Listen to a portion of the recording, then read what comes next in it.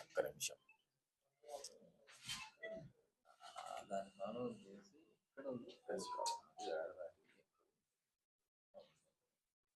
Cyber crime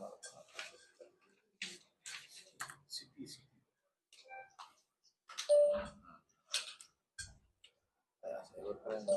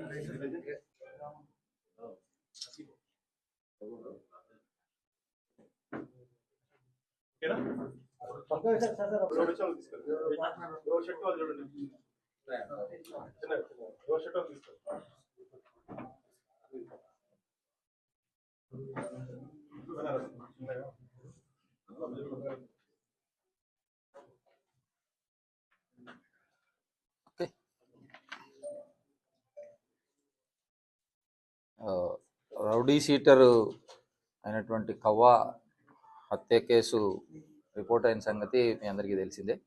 అది 2వ తేదీ జరగడం జరిగింది. దాంట్లో ఉన్నటువంటి ముద్దాయిలను వితిన్ 2 days లోపల వాళ్ళందరినీ కూడా మా ఎస్పీ గారి ఆదేశాల మేరకు స్పెషల్ బృందాలను ఏర్పాటు చేసి మా తాలూకా సిఐ గారు, అదేవిధంగా 3 Town సిఐ గారు, మా సిబ్బంది అంతటినీ కూడా యాక్టివేట్ చేసి ఈరోజు 6 ముద్దాయిలను 6:30 గంటలకు నంద్యాల మండలం చాపరేవల్ బ్రిడ్జ్ పక్కన ఉన్నటువంటి మూల పెద్దమ్మ గుడి దగ్గర ముద్దాయిలు 7 అరెస్ట్ చేసి వారి వద్ద నుండి నేరంకు ఉపయోగించినటువంటి ఈ కత్తులు, అదేవిధంగా వాటికి సంబంధించినటువంటి ఆయుధాలన్నింటినీ, అదేవిధంగా 2 ఫోన్లను, ఒక ఇన్నోవా క్రైమ్ వెహికల్ వీళ్ళు ఏదైతే సీజ్ చేశారో ఒక ఇన్నోవా, ఒక మోటార్ సైకిల్, 2 ఇనుప రాడ్లు, 4 కత్తులను సీజ్ చేయడం జరిగింది. ఈ కేసులో వివరాలు ఏంటంటే, ఈ కేసు చనిపోయిన కవ్వా మీద ఇంతకుముందే రౌడీ షీట్ ఉంది. ఇతని మీద అనేక మర్డర్ కేసులు కూడా ఉన్నాయి, అదేవిధంగా అటెంప్ట్ మర్డర్ కేసులు ఉన్నాయి, గంజాయి కేసులు కూడా ఉన్నాయి. గతంలో ఇతని మీద పీడీ యాక్ట్ కూడా పెట్టి కడప సెంట్రల్ జైలుకు పంపడం జరిగింది. అదేవిధంగా కానిస్టేబుల్ చంపిన కేసులో, సురేంద్ర కానిస్టేబుల్ చంపిన కేసులో A1 ముద్దాయిగా కూడా ఇతను కవ్వ కీలక పాత్ర పోషించడం జరిగింది. చనిపోయినటువంటి ఈ వెంకటసాయి అలియాస్ కవ్వాకు ఈ అరెస్టు కాబడినటువంటి ప్రస్తుతం సంజీవ్ అనేటువంటి అతని అనుచరుల ద్వారా ఇతన్ని మర్డర్ చేయడం జరిగింది. ఇతనికి గత 2 సంవత్సరాల నుండి రియల్ ఎస్టేట్ పరంగా, తర్వాత ఆర్థిక పరమైనటువంటి మనస్పర్ధలు ఉన్నాయి. మరియు ఈ రౌడీ షీటర్ రాజశేఖర్ హత్య కేసు విషయంలో ఈ సంజీవుకి సంబంధించి ఇతడు దాన్ని ఉపయోగించుకొని చేసినటువంటి విషయంలో కూడా వీళ్ళిద్దరికీ నంద్యాల టౌన్లో ఈ ఆధిపత్యం విషయంలో, ఈ ఒకరికొకరికి ఆధిపత్యం విషయంలో ఈ యొక్క హత్యని సంజీవ్ ఈ కవ్వాని చేసినట్టు జరిగింది.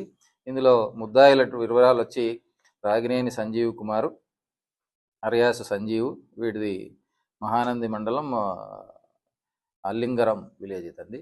తర్వాత 2వ అతను వచ్చి అద్వానప్ నవీన్ కుమార్, సన్ ఆఫ్ వెంకట సుబ్బయ్య, మొలకలకొండల విలేజు సిద్ధాపూర్ మండలం నెల్లూరు డిస్టిక్ ఇతను వచ్చి వీనికి జైల్లో పరిచయం అయ్యాడు. పీడీ యాక్ట్ పెట్టినప్పుడు జైల్లో ఫ్రెండ్ అయ్యి ఆ విధంగా వాడికి హెల్ప్ చేయడం జరిగింది. తర్వాత Pallapu Subbarayudu, son of Lingamaiah, Devanagar Nandyal town వాడు 3వ ముద్దాయి. తర్వాత Sugar Shetty Madan Gopal alias son of Maddileti, వీడొచ్చి గ్యాస్ అంటారు అలయాస్ వీడు. తర్వాత బంగి శివ ఉరఫ్ Kukkala Siva, son of Bangibabu, Jagajjan Nagar Nandyal town. వీడు వచ్చి వానికి అసిస్టెన్స్ ఇవ్వడము, ప్లానింగ్, కాన్స్పిరసీ వీటిల్లో వీడు ఉండడం జరిగింది. తర్వాత Sheikh Mohammad Ismail, son of Sheikh Malik Basha, Fakirpet, Saibaba Nagar, Nandyal town, వీడు కూడా పార్టిసిపేట్ చేశాడు. తర్వాత చాకలి మద్దిలేటి, ఇది వీడు 21 ఇయర్సే. చాకలి సన్ ఆఫ్ చాకలి చంద్రుడు, తెలుగుపేట, బనగానపల్లి టౌన్, నవ్వట్ శిల్పానగర్, నంద్యాల టౌన్లో ఉన్నారు. వీళ్ళంతా కూడా వీనికి యాక్టివ్ అసోసియేట్స్, ఫ్రెండ్స్. ఆ విధంగా వీనికి హెల్ప్ చేసి వీన్ని మర్డర్ చేయడం జరిగింది. ఇది దానికి సంబంధించినటువంటి నేపథ్యం. దాంట్లో మా సిఐ, తాలూకా సిఐ, 3 టౌన్ సిఐ, మిగతా మా క్రైమ్ సిబ్బంది అంతా కూడా అసిస్టెన్స్ తీసుకొని వెంటనే దీన్ని అరెస్ట్ చేయడం జరిగింది. క్రియేట్ చేయడము, దాంట్లో జనాలకి రియల్ ఎస్టేట్లకి ఎంటర్ కావడము, వాళ్ళ జనాలు పంచాయతీలు చేయడము, డబ్బులు వసూలు చేసుకోవడము, ఇవన్నీ కూడా జరిగినటువంటి సందర్భంలో వీడు సంజీవ్ గాడికి కవాగాడు కొంత హెల్ప్ చేసేవాడు. దాంట్లో వాళ్ళకిద్దరికి ఆ సెటిల్మెంట్ దాంట్లో వచ్చేటువంటి డబ్బుల్లో కొంత తేడా రావడము, ఆ ఇష్యూనిలో వాడిని డబ్బులు డిమాండ్ చేయడము, దానికి సంబంధించి వీడు ఏదో ప్రామిస్ చేసింది వానికి ప్రామిస్ను ఫుల్ఫిల్ చేయకపోవడం అనే దాంట్లో వచ్చినటువంటి డిఫరెన్సెస్. ఒకరికొకరు వీడిని వాడదంతా వాడిని ఈడదంతా కొంత వాళ్ళకు ఆల్టర్కేషన్ జరగడం. సంజీవ్ గారు అప్పటి నుంచి కూడా వీడు ఒక వారెంట్ కూడా వీని మీద పెండింగ్ ఉంది, బయటే ఉన్నాడు. చేసుకొని ప్లాన్ చేసుకొని